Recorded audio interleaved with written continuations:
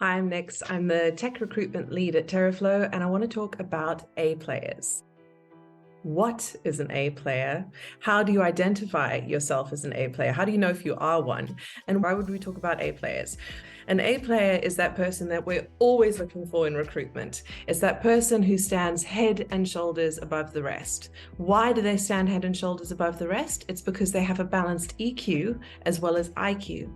So these people are the game changers. They are the ones who have the X factor.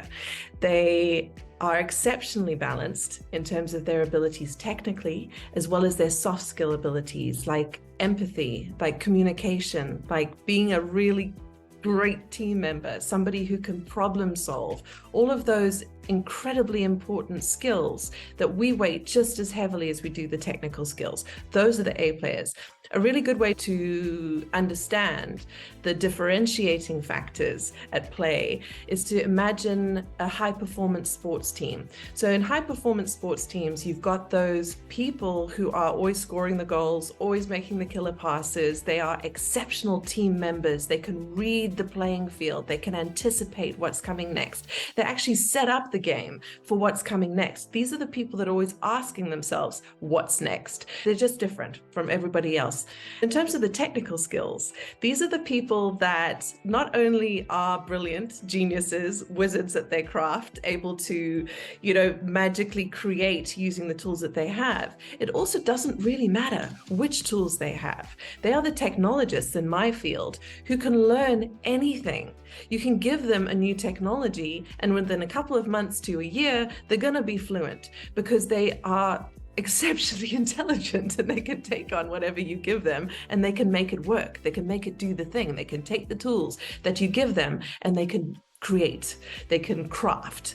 That's essentially the technical side of things. They stand out technically. And then in terms of the emotional intelligence, these are the ones that can read the office, read the team, be that communicator, that really strong communicator who's able to get themselves across to their team, express themselves so that people understand where they're coming from, and to be able to communicate in a way that doesn't necessarily upset people, but at the same time, get their point across. They generate respect simply by being themselves. How do you know whether or not you are an A player? So I've been interviewing A players since 2008. I've been around the block with this, and certain flags that I look out for, the good flags. Often they'll be the people, as I mentioned before, who are always looking for what's next. But at the heart of it, they're the ones that are incredibly self-motivated. I want to use the word ambitious, but I want to use it carefully because ambitious can sound like that sort of a New York dog eat dog type thing.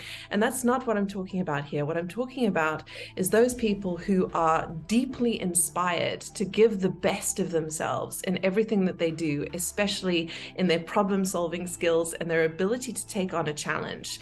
These are the people that actually genuinely enjoy a challenge. They see a challenge, they want to solve the problem. They know that they have a brilliant mind. They know that they're a wizard at what they do, and they're capable of taking it, not being afraid of it, enjoying the process of unpacking it and getting to the end result, getting to their best end result, and being able to communicate it to everybody else around them. You probably know that you're different, and that might have even started in school. You probably didn't fit in to the structure of that. It was only when you were able to find your tribe and your stride came when you discovered the subjects that you were truly interested in and naturally good at. So that's how you can identify yourself as an A player. You're the one who's always asking what comes next. You cannot help but innovate, and you're extremely good at communicating. Whether or not you've had to learn that as you've gone along, that's also part of your intelligence, is the ability to understand that to get where you want to go, you need to get really, really good at communicating your ideas to other people. Why call yourself an A player? Why should I be identifying A players?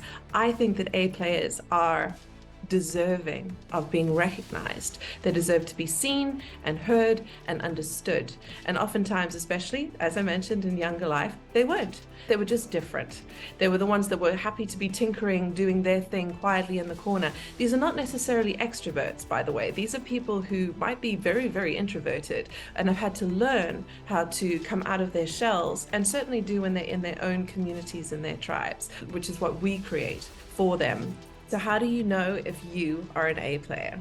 The chances are that if you're watching this to the end, you probably are, because you're interested in what this lady has to say about brilliance and genius and standing out above the rest. I think that A players are born. I don't think that you can necessarily become one. Some people are inclined to go with the flow. They're very happy to just do their thing and get on with it and go home and be happy. But A players are enormously self-driven. They need to do the next thing. They need to find the next thing. They need to express themselves and contribute in the world. They are fascinated by the idea of disruption, about the status quo being challenged and changed, because they know that they have the mind and the capacity to do just that themselves. They're drawn to disruption, or to doing things differently anyway, like a moth to a flame, because that is inside them.